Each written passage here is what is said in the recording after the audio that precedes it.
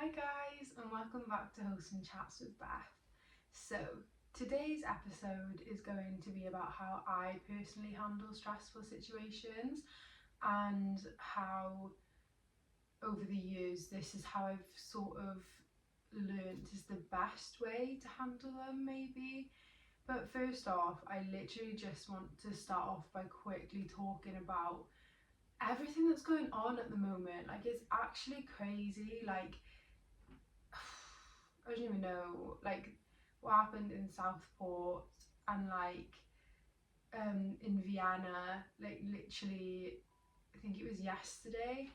Um, there was meant to be a Taylor Swift concert, and I don't know the full story, but there was like a planned terrorist attack by men, and it's just sick because the demographic mostly for that concert is literally children and women, and it's just so sick. Like, I don't understand why men just have this built-in hatred for women. And it's like, I went online this morning and I saw it and I was like, this is literally just so sad. Like, she seems like such a nice, down-to-earth person, and people are just going there to enjoy themselves, and people have planned a terrorist attack, and it's like, why? Like, literally, why? Like, just let people enjoy themselves. Now they've had to cancel like all the shows, and it just made me so angry. Like, I was literally crying because I was just like sick. Like, why? Like, even the comments on social media are like, oh well, that's what you get for being a Taylor Swift fan, and it's just like, oh my god, like, literally, what is wrong with you? Like, I don't particularly like, I don't know, Lewis Capaldi, but anyone who does like Lewis Capaldi, I would never say, oh my god, like, you like Lewis Capaldi, like, you literally deserve to be in the centre of a terrorist attack. Like, no one deserves that. And it's just like, why can't people just celebrate each other? Why? Just, I don't get it. I don't get it. I don't want to understand either. But yeah, it just made me so angry. Like, why is everyone so violent? And like, why do men just hate women? Like, oh, I just, yeah. Anyways, so today's episode is going to be about how I handle stressful situations. And the first thing I want to say about this is mindset is a massive play in how you handle stress. Because when I used to be stressed, I just sort of used to like being the victim, and I liked being able to complain about how stressed I was and what was making me stressed, and this next week this was going to add to my stress, and I loved being able to play that victim there. Whereas now I don't find I fit into that niche anymore. Well, it's not a niche, everyone does it, but like, I don't know, like, I try and avoid stress at all costs now, and obviously stress isn't always avoidable, and that's completely fine. Sometimes stress is natural and you just sort of have to deal with it, and that's just how it is. But yeah, so some of my biggest mindset tips that I've come across mostly in the last year are these. So the first one is just trust the universe, trust source, God, whoever you believe in. I know not everyone believes in someone, but personally, I think it is. I was brought up Catholic. I'm not. I am a Catholic, but I'm not Catholic. Like, do you know what I mean? I'm not very religious. I'm more spiritual. Um, However, I was always brought up to believe that there was someone bigger than us, someone who created us, and that person determines your life. And what I mean by that is they don't determine your life in the way of like how you act and how you behave. It's more there is someone up there that is responsible for you, and if you believe in them, and if you trust in them, you're going to be okay. And that is one massive thing that I have had, that I that is one massive mindset shift that's helped me, because I sort of lost myself for a while when I was younger, a bit younger, and you know, I didn't know what to believe in, and I didn't feel like anyone was there for me, and I had periods of time where I was like, I'm so alone, and I still get them sometimes, but it's a lot easier. And even if people want to say like you're stupid for believing in something that's not there, it's down to you. Like, I would never force my beliefs on someone. However, I feel like it's the people who don't believe in things that make you feel stupid for believing in things. And if believing in something that is higher up than you, something that is protecting you always and keeping you safe, and that's helping you through stress, believe it, you know, believe it. The next one is what will be, will be. And this is kind of the same thing, but it's just about releasing all attachments, really. Like, what will be, will be. I have no control over what will be. I have control over the direction my life goes in, but I have no control in what will stay, in what will go, in what will come. Like, I have no say in those things, really. And it's up to me when something that I want may not be within my grasp or is leaving my life. What will be, will be. And so it is. You know, like, there is no greater power, and I want to talk more about acceptance in my next episode, maybe. There is no greater power than being able to just let things flow. And I have not always been that type of person. I have been the type of person, especially in my like later teen years, like, where I would sort of grasp onto things. Like, it's like that quote, like, everything I have let go of has like claw marks in it. Like, I would hang on to things for dear life, and it's so much easier. I would make myself ill. I would give myself anxiety attacks because I was trying to cling on to people that wanted to leave, and it was making them want to leave more. They weren't meant to be in my life anymore. They weren't meant to be in my life at that point. So I would make myself ill over it. And there is nothing more freeing than somebody wanting to leave your life, or something ending in your life. What will be, will be. If this is meant for me, it will come back. And that leads me on to my next point. What is meant for me will never pass me. And I suppose you could kind of say that this is the same thing. It's a bit different, I think. This is a good one for relationships ending, any sort of relationship.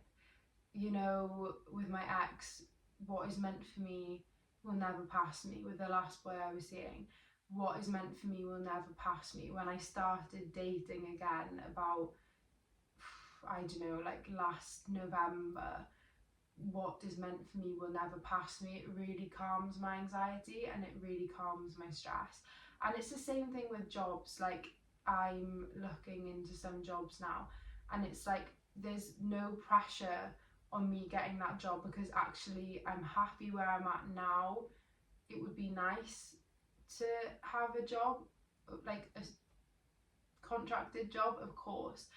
However, what is meant for me will never pass me. What will be, will be. You know, like, if I'm meant to have something in my life, I will have it. And if not, then maybe it's just for now. Maybe I'm not ready for it yet. Maybe it's not the time right now. You know, that really helps me. You know, same for friendships. What is meant for me will never pass me. And that is so right.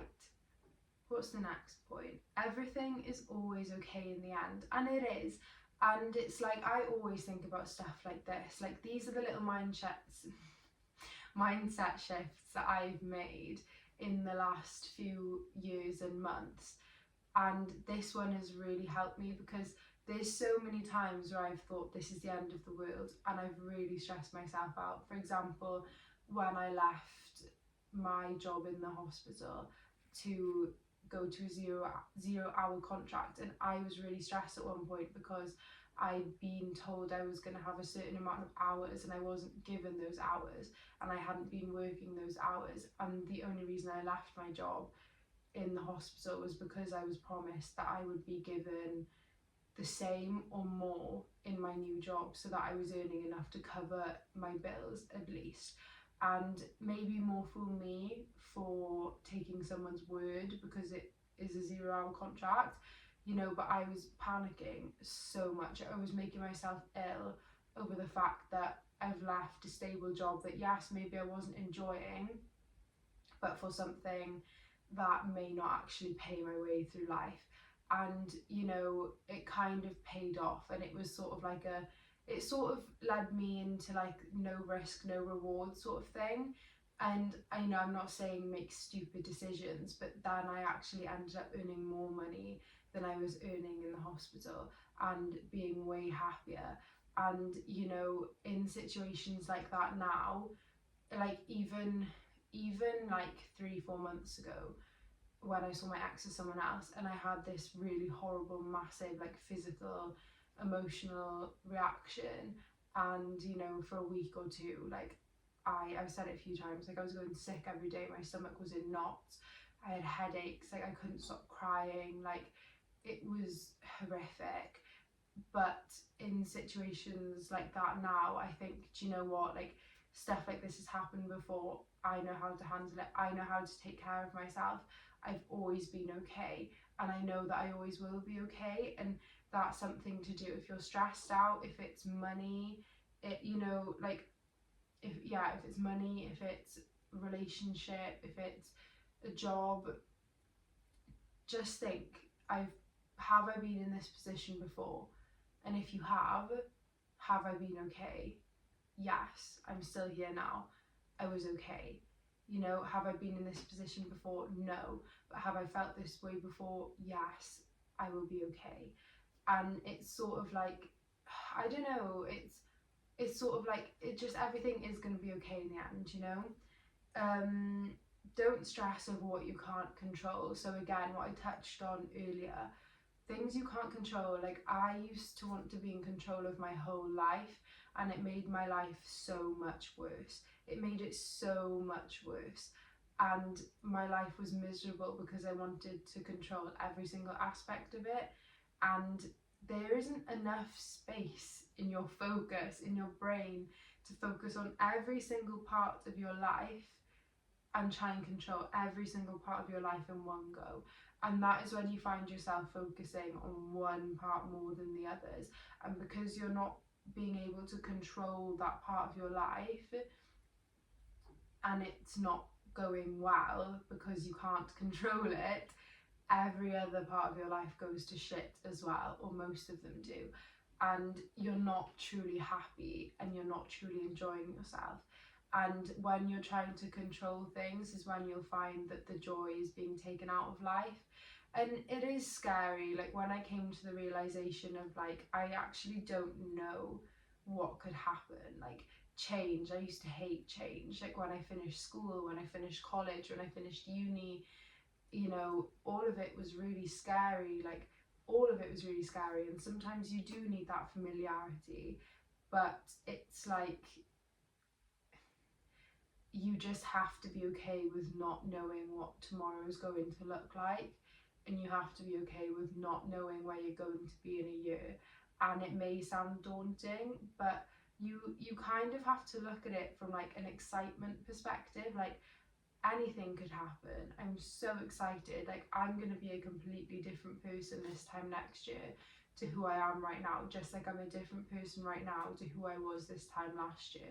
And that's a good thing. It is a good thing. Like I look at who I was this time last year, this time 2 years ago, when I actually started this podcast, and that was just the very beginning of my healing journey. And a year ago I was still having hiccups, and now I'm probably still having hiccups, but I've changed a hell of a lot, and I'm so proud of myself for that. And it's nice to be able to see myself evolve and actually be able to let go of the control of my life, because I don't need it, because I've proven to myself that releasing control isn't that bad, and not knowing what's going to happen tomorrow isn't a bad thing. And it's really exciting to actually see what's going to happen with my life.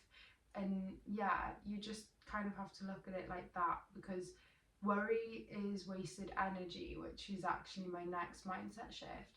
And it is, and of course it's impossible not to worry at all, but every time I find myself worrying, I always say to myself, worry is wasted energy. At some point I will know the outcome.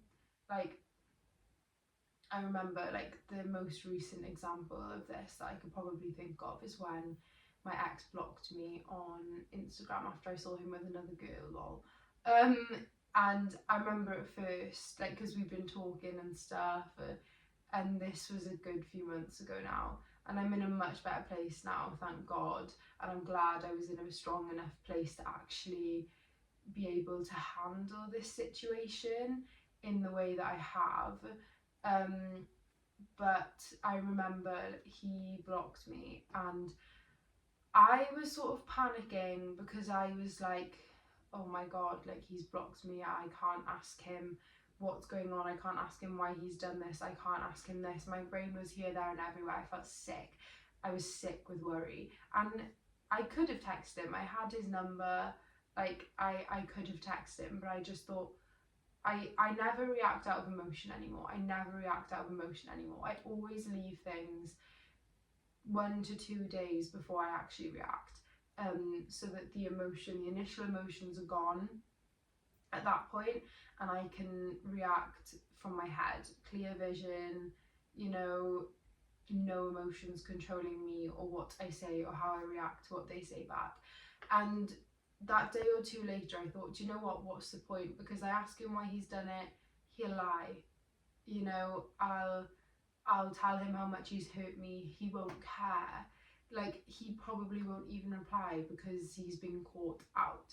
Like, it's, you know, and all that time I just had to remind myself, like, I'm never gonna know the answer, and worry is wasted energy. Like, this isn't my person, you know. And sometimes, like, not so much now, but like when I blocked him on everything, I was like, I'm literally paving the way for him to find someone new, but I'm also paving the way for me to find someone new.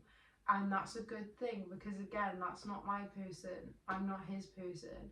That's fine. I don't want to be with somebody who's deceitful and who treats me the way that he did. And I, you know, I want to pave the way for someone new, and it'll be different. And it's weird because I don't really know much else, but worrying about all of that is wasted energy. And you just have to sort of be able to flip these things. And the final mindset tip that I have is, your opinion is the only one that matters. And it's so true. It is the only one that matters. Obviously, you want to make people proud, the people that are close to you, and you care what your friends and your family think about you. But the only opinion and the only person that you have to prove yourself to is yourself. And the only person you need to explain yourself to is yourself. And that has changed the game for me, because there's so many times where I used to, like, think that I had to explain why I was doing something or why I couldn't go somewhere, and that is absolutely not the case. Like, the only person that has to like the things that you like is you. The only person that has to do the things that you do is you. The only person that has to be with yourself all the time is you. Therefore, the only person that needs to approve of you really is yourself. And I know you want other people to approve of you, like your friends and your family, and, you know, maybe your boyfriend or girlfriend, and that's completely fine within reason, and being that they're on your wavelength. But honestly, like, once you stop caring so much what people think, you will be so much less stressed. Like, I remember saying in one of my episodes, like, my follower count on Instagram is dropping like flies over the last few months, and I was really paranoid about it, and I wouldn't go on my page. I am a sucker for watching my own highlights. I am, and I haven't done that in ages, just because I've been scared to see how many followers I've lost this time. And not that I was obsessing over it, but I was a bit like, what have I done? Like, why don't all these people like me? But the reality of it is, I don't even know who's unfollowed me, and it literally doesn't matter. Like, who actually cares? Like, if you don't want to see my stuff, you don't want to see my stuff, and that's completely fine, because there's some people whose stuff I don't want to see, and I tend to mute rather than unfollow. But if that's what somebody's had to do to feel better, or they just don't want to see my stuff, that's fine. Like, there's literally no issue with that. Like, it's probably not personal, and it doesn't matter. Like, as long as I have my friends and my family on there, it really doesn't matter. But you just have to get out of that mindset of like, why have people done that? Why, oh my god, what have I posted? Am I weird? Literally, who gives a fuck? Like, literally, who cares, you know? But anyways, now I'm going to talk about how I physically handle stress. So the first thing, breath work. And this was a big one in the very start of my healing journey, was breath work. And I'm not very big on like the whole different types of breath work. It's something I'd like to learn more about. However, at this point in time, it's not something I know much about. You know, just deep breath in, deep breath out. You know, breathe in for 4, breathe out for 8, like, and box breath and all of that stuff. I know the basics.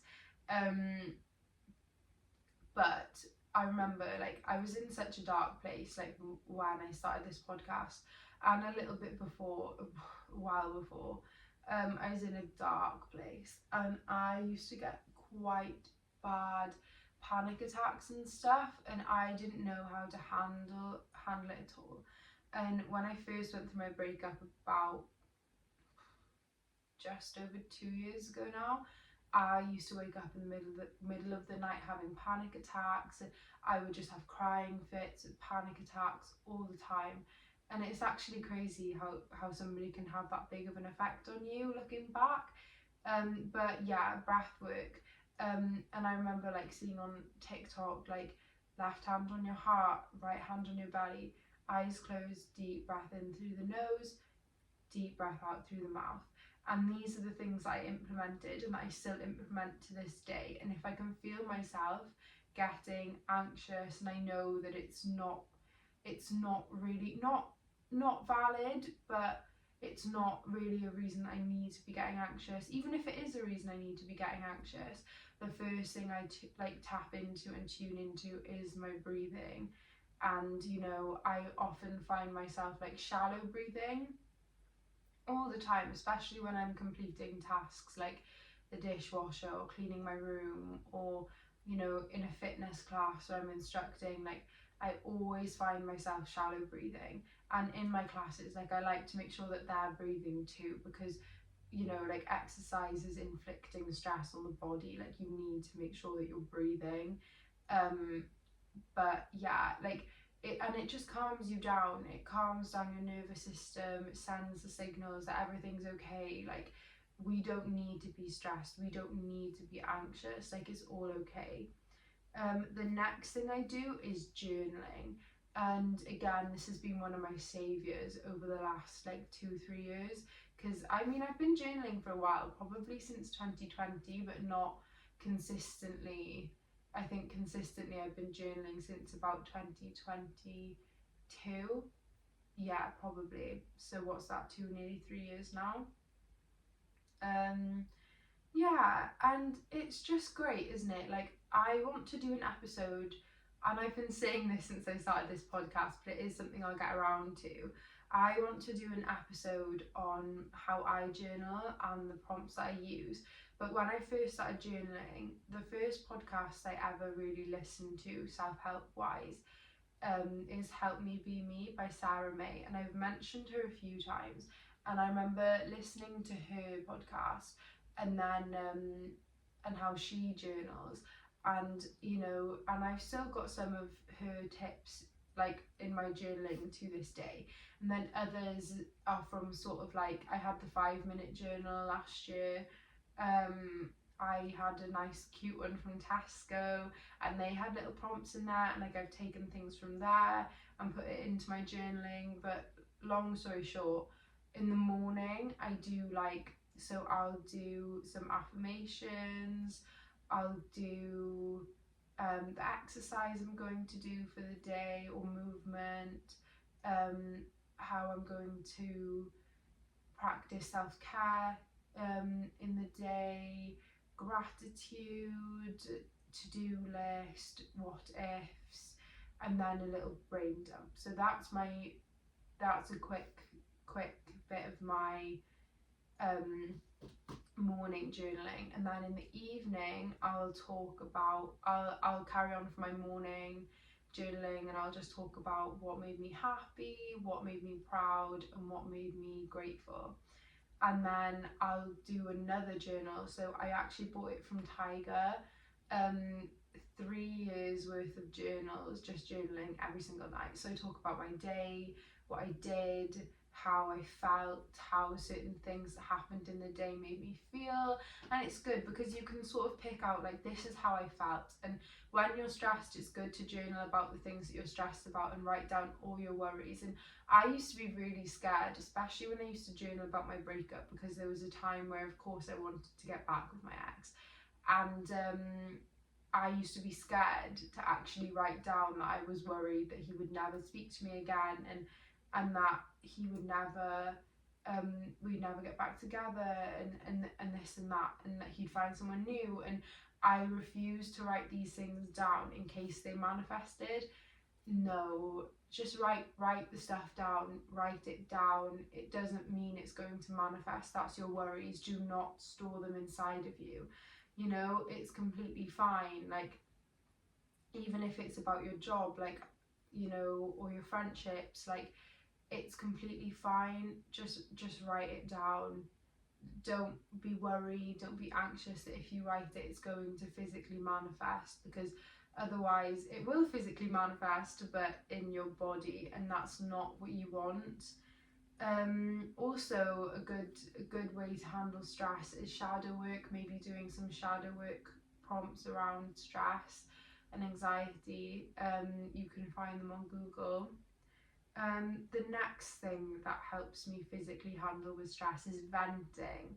And yes, you can argue that it's just a way of finding validation, but sometimes I think that's what you need. Like, sometimes all you need is to get in that car, go through that Starbucks drive-through with your best friend, and sit there for hours and just talk, and just talk and talk and talk, or go around your grandparents' house for a cup of coffee and just talk and talk and talk about what's stressing you out and how you're feeling. And, you know, like, everything that's ever stressed me out, I will go to my friends, and I will go to my grandparents or family member, and if they don't live close, I'll FaceTime them, and, you know, we'll just sit there and we'll just talk for ages. And, you know, I can cry and I can open up to them, and I know not everyone has these people, but sometimes it just feels like it's done you a world of good. And, you know, I know counselling and therapy cost money. If you can't, you know, the waiting lists in the NHS are a joke, I know. But sometimes it's worth it if you have the means to do so. You know, counselling, one of the best things I ever did for myself. The next point I have is taking care of myself. And by this, I mean being kind to myself, speaking kind words to myself, reassuring myself. You know, physically looking after myself. You know, there was a time where I used to be stressed and I just wouldn't do anything. You know, you have to be productive when you're stressed. Like, otherwise, life admin is going to build up as well as anything else. And it's just going to all get too much for you, and you're going to add more stress. And you just need to do things as and when they come and take care of yourself. Just, you know, shower, go for walks, go to the gym, eat well, like, you know, nurture your mind, nurture your body, carry on doing things, don't shut yourself off, stay social. I know sometimes you need to recharge, and if you need to recharge, then that's what you do. Like, just take care of yourself. My next point, and this is one for me, but weight training. And I know I just said that exercise does inflict stress on the body, but it's different. When you're in the gym, and I'm not gonna lie, I'm a thinker, I'm an overthinker, I'm a thought daughter, okay? However, when you're in the gym, you're focusing on that mind muscle connection, and you're focusing on the movement, and you're making sure that you're doing it properly so that you don't hurt yourself. And in that moment, you are just there, and you're listening to a podcast or music or whatever you want to listen to, and you are just there focusing on improving you, looking after your body, and you feel good, and it releases endorphins, and you know, it makes you feel good after. Because there's been some times I've had a really bad day, and I don't want to go to the gym, but I know that after the fact I'll feel better. And the truth of it is, I always do. And I know if weight training or going to the gym or doing bar or Pilates or yoga or any fitness class isn't something that you usually do, you don't enjoy it at first. But once you push past that initial, this is so hard, I don't enjoy it, you start to get the feel good chemicals from it. Like, I've tried to start running and I enjoyed it because I like going for walks and listening to podcasts and music, don't get me wrong. However, I still feel like there's a lot of room for me to ruminate and overthink whilst I'm on a walk because I'm going at a slow pace. However, with running, you're focused so much on breathing and your footwork and everything else, that you aren't really thinking. And it's a shame because running was too much for me because I already do weights and I go to a bar class or like yoga or Pilates, like whatever one I fancy. So it is a bit too much for me. However, running was a good one, I will say. My next point, yoga. Walks do help, by the way. Walks do help. Just, you've got to try and really focus on staying in the present moment. And that is one thing that will also help you with stress. And it's kind of a mindset shift. I forgot that. Being present when you're stressed and you find yourself thinking, just, you know, start focusing on what you're doing. You know, like right now, if I was stressed right now, okay, right now I'm recording a podcast, I'm reading from my book, I am looking at the bush outside.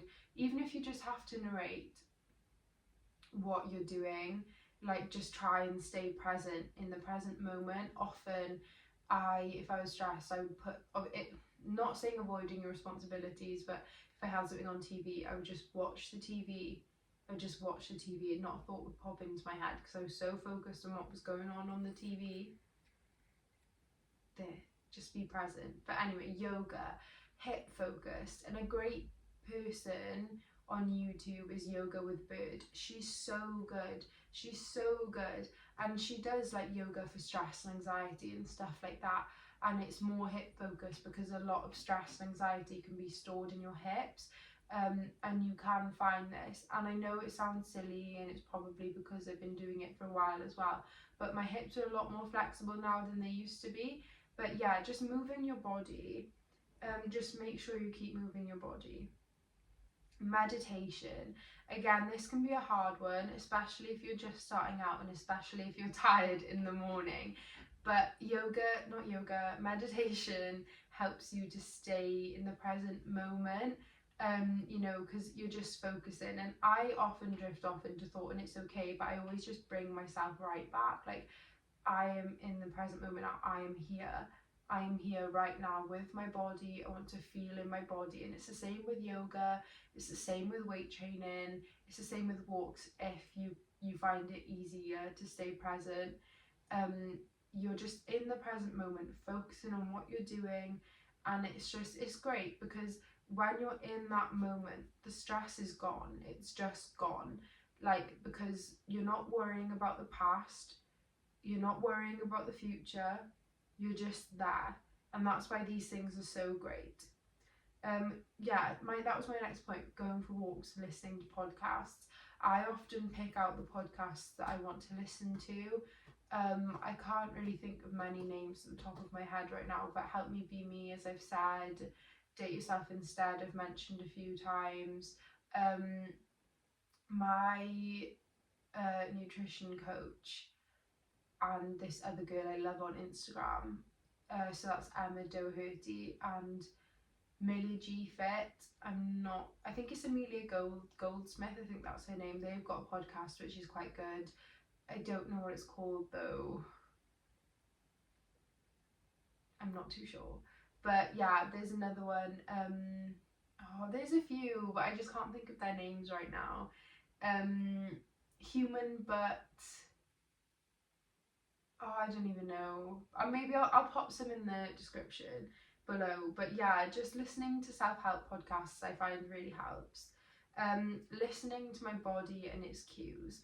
So, you know, if I'm feeling anxious and that means I feel like I need to move, I'll get up and I'll move. I'll go for a walk. I'll go to the gym. If I'm feeling sluggish and I'm like, oh my God, what would make me feel better right now is a shower or eating good food. Like, I just listen to my body. And even if that's, I just need to rest today, I listen to my body. And my final physical point is reading. And I'm not a fiction girl, I'm not gonna lie to you. I am more of a self-help book queen. And they do help me. However, sometimes I do find that they can make me panic. I remember reading Joe Dispenza Becoming Supernatural or something. I can't remember the exact title. And it did make me panic a bit because it was like, I may be wrong. I'm not extremely clued up on Joe Dispenza, but it's very much like, if you're thinking negative thoughts, you're attracting negativity, and you need to be thinking positive at all times. And I understand, I get that you attract your thoughts. However, if you have a negative thought, like, yes, it's one thing acknowledging it and letting it pass by, which is what I tend to do now, but and then sticking to it and spiraling like I used to do. But then it made me panic every time a negative thought popped into my head. And you know I didn't need to, but that, you know, I don't know. So sometimes they stress me out, I will add. However, if that's the case, I do just change the book. But they are great. I've read so many great books that made me feel better. Like I've said, I'm reading Sarah Knight's books at the moment. Love them. However, I have heard from people that read fiction. It's just not for me. It's not for me. I've tried, but it really just pulls them into a different world. It pulls them out of the real world for a little bit. And I find reading non-fiction books great to, you know, be present and work on myself. However, I can see how that would be really good. So reading, just give it a go. But anyways, moving on from those points, try not to fixate on the situation. And I know that this is easier said than done, but you will get that. It takes a lot of brain training. That was my next point. It takes a lot of brain training and rewiring the circuits in there to try and not obsess over things. However, you will get to a point where you won't anymore, and it is a lot of habit building and, you know, telling yourself all of these things, especially the mindset switches. You know, it's a lot of trying to repeat them over and over, and at first it's very hard because you have to consciously do it. However, just believe that eventually you'll have done it so many times that you won't need to do that anymore, and it will just become subconscious. The more energy you give to a situation, the more it takes up your life. And it's so true. Like I said, worry is wasted energy. Like, the more energy you give to something, the more thought you give to something, the more you are giving to the entire situation. And if it's involving a person, they're going to feel that energy coming from you. And I know it's difficult at first, it really is, but you just have to think, I don't want to give my energy to that situation. If I'm going to be constantly thinking about something, I want to think about the best case outcome, not the worst case. Just practice practice thinking and focusing on the best case scenario instead of the worst case scenario, because that's what our brains naturally want to do to protect us. But what if it turns out great? Just think about that, and maybe then it will be more likely to happen. Release control. Look at all the times you've been okay before, and that's exactly what I said earlier. Everything is going to be okay in the end, and if your brain's looking for proof of that, go to where you've been in this situation before, or when you felt this way before, or when other people you know have been through the situation. Stress can make you physically unwell. It isn't worth it. And this is so true. I remember when I was stressed, year or two ago now, and I literally, like, I had COVID, then I had a viral infection on my finger, like it, like I was in A&E all the time. I was unwell, I was bloated, like I wasn't eating well, I wasn't putting the right things into my body, like I was overtraining in the gym, and I just wasn't well. I had colds back to back, like my periods were really bad. Like, stress has physical symptoms, and you have to be so careful, because it's just not worth getting to that point. It's really not. Stress can be unavoidable sometimes. Don't stress about stress. And this is such a good point, because don't stress about stress. There's so many times where I've stressed about stress, and stressed about being stressed, when if I'd have just accepted the fact, yeah, okay, I'm stressed right now, let's just get all this shit done, or let's just, I can't know the outcome right now, I'll know the outcome soon, no point thinking about it until that point. Again, I know it's easier said than done, but if you stress about stress, you're then adding stress onto that stress, and it's not a flex. You don't want to be stressed. You don't want your body to be stressed. You don't want to be stressed. You don't want your mind to be stressed. Evaluate what is causing you stress. Is it worth it? Is it? Is that person or that thing or that job worth the stress? Do you think so? Write a little bit about it. Journal about it. Is it worth it? If not, remove it. Stretch often so it doesn't get stuck in your body, and this is something I live by. And again, yes, I know it might be woo woo, however, that is me. And yeah, just stretch. Don't let that stress get stuck in your body. Don't let any negative energy get stuck in your body. And finally, when you are stressed, take care of yourself. Stay balanced.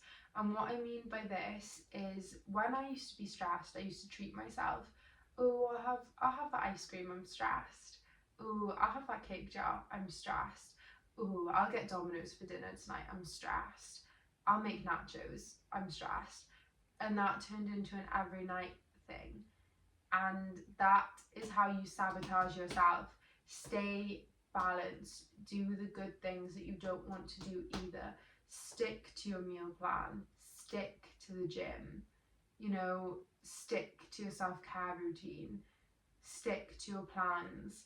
Like, just don't go off the wagon just because you were stressed. Don't use it as an excuse. Yes, we all deserve a treat from time to time, and when things are really hard, but don't take advantage of that. Please don't, okay? But yes, anyways, that is how I have learnt I deal best with stress over the last few years, and those are things that work for me, and I hope that maybe they can work for you too. And I just want to stress how much staying present helps with stress, being there with your body. But yeah, I hope you enjoyed this episode, guys, and I really hope it helped. I love you lots, and I'll see you soon. Bye.